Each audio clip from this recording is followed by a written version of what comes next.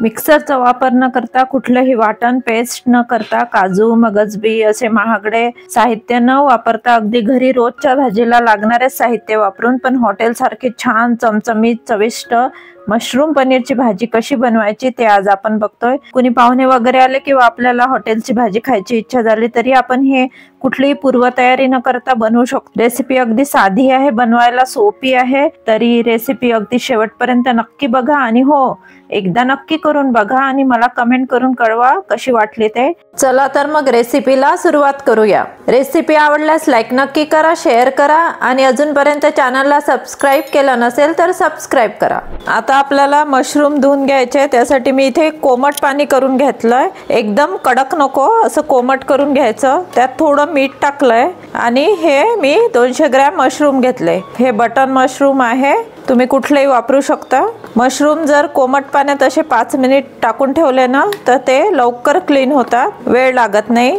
तर हे एक टिप आहे की मशरूम क्लीन करायसाठी असं कोमट पाणी करायचं आणि त्यात 5 मिनिट टाकून ठेवायचे थोडं मीठ टाकून, तर ते एकदम इझिली क्लीन होतं।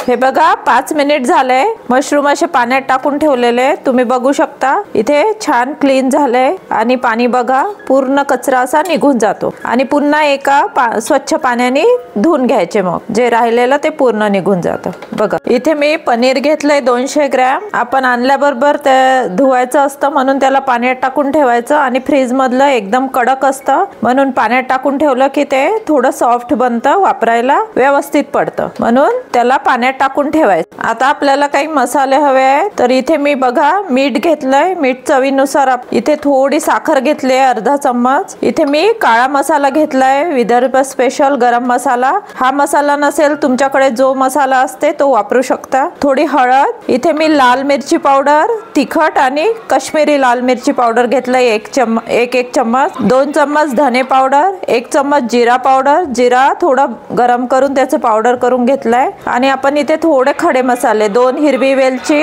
2 लवंग, 4-5 मिरे आणि 2 छोटे दालचिनीचे तुकडे आणि 2 तेजपत्ता घेतलाय आणि इथे मी थोडी कसुरी मेथी घेतली। आता आपण कुठलंही वाटण वगैरे न बनवता भाजी बनवतोय, त्यासाठी सगळ्यात महत्त्वाचं आपल्याला घ्यायचं आहे दही। इथे मी बघा 2 चम्मच दही घेतलंय। घट्ट दही घ्यायचं आणि ताजं घ्यायचं। हे घरी बनवलेलं दही आहे। दही घट्ट घरी कसं बनवायचं हा व्हिडिओ माझ्या चॅनल वरती आहे, तरी नक्की बघा। तर इथे बघा 2 चम्मच दही घेतलं। हे आपल्याला ताजं आणि एकदम आंबट नको दही, आंबटपणा कमी करायसाठी एक उपाय करायचा, थोडंसं दूध टाकायचं, तर आपलं दही कमी आंबट होतं आणि भाजीसाठी वापरू शकतो। आता आपल्याला दह्याला मिक्स करून घ्यायचं। यातच आपल्याला हे सगळे मसाले टाकायचे बघा। तर हे खडे मसाले टाकते, जिरा पावडर, धने पावडर, लाल मिरची पावडर, हळद एकदम थोडीशी टाकायची, गरम मसाला अर्धा टाकते थोडी, कारण दही आहे आणि सगळे मसाले म्हणून बॅलन्स व्हायसाठी साखर। हे ऑप्शनल आहे, तुम्हाला साखर टाकायची नसेल नाही टाकली तरी चालेल। मीठ 1 चम्मच, कसुरी मेथी इथे थोडी गरम करून घेतली आहे आणि अशी क्रश करून टाकायची आणि खूप छान चव येते।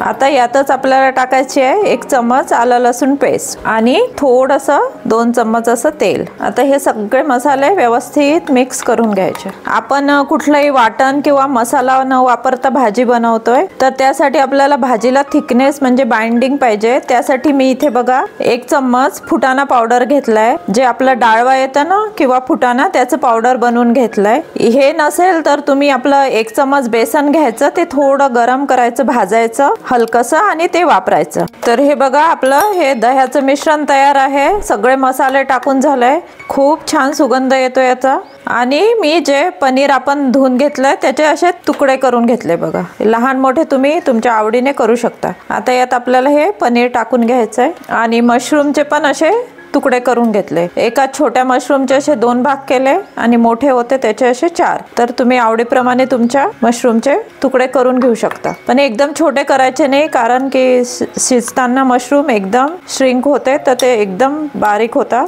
त्यामुळे थोडे मोठेच करायचे। आता हे व्यवस्थित याला असं कोटिंग करून घ्यायचं, मिक्स करून घ्यायचं आणि हे 10 मिनिट ठेवून द्यायचं। तुमच्याकडे जर वेळ असेल तर अर्धा तास ठेवायचं, वेळ जर नसेल तर हे मिक्स करून आपण भाजीची तयारी करतपर्यंत बाकी फोडणीची वगैरे तोपर्यंत ते मॅरिनेट होऊन जातं। यावरती मी थोडी कोथिंबीर टाकते आणि हे झाकून ठेवून देते, तोपर्यंत आपण फोडणीची तयारी करूया। इथे बघा एक कढाई घेतली आहे, आता त्यात 2 मोठे चम्मच तेल टाकते।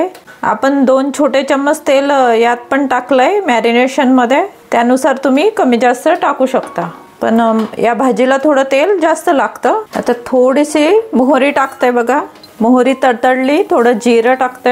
आता इथे मी 2 कांदे मिडल साईजचे बारीक कापून घेतले। आपण इथे कुठलं वाटण बनवत नाही म्हणून आपल्याला कांदे आणि टोमॅटोचीच ग्रेव्ही पाहिजे, तर एकदम बारीक शक्य तेवढे बारीक कापून घ्यायचे। आता याला छान परतून घ्यायचं व्यवस्थित लालसर होतपर्यंत।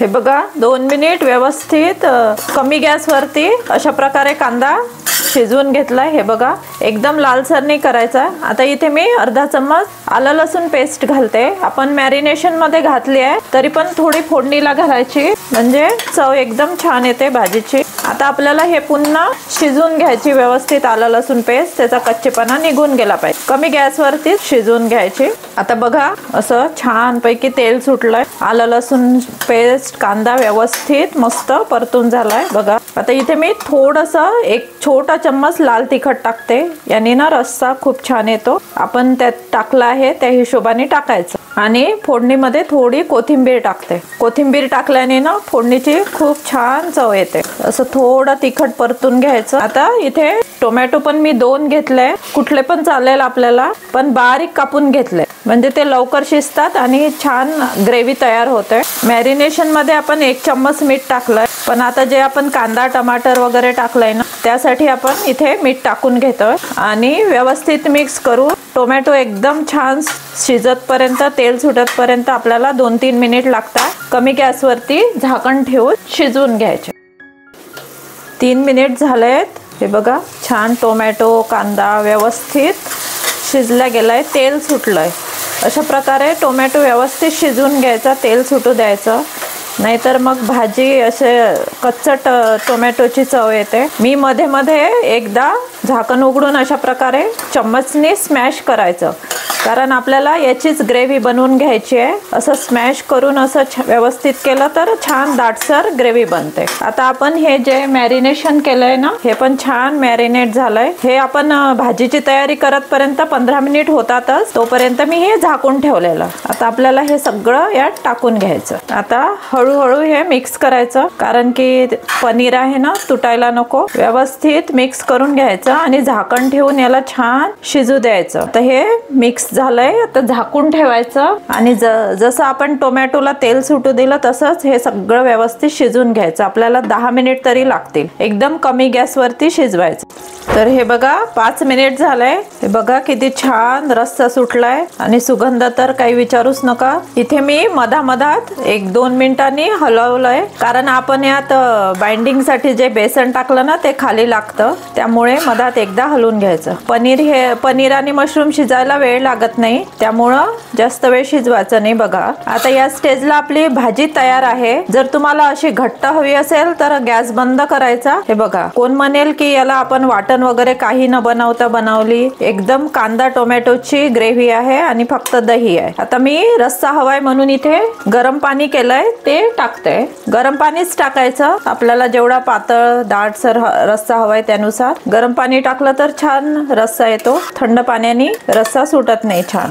आता पाणी टाकल्यावरती आपल्याला एक वाफ काढून घ्यायची, आपली भाजी तयार आहे। लास्ट मध्ये इथे मी थोडा किंचितसा गरम मसाला टाकते आणि थोडी कसुरी मेथी मी ठेवलेली बघा अर्धी टाकले, ते वरून टाकायचे। आता पाणी टाकल्यामुळे 1 मिनिट चांगला उकळून घे। तर हे बघा, तर मी 1 मिनिट उकळी काढून घेतली। आता गॅस बंद करते।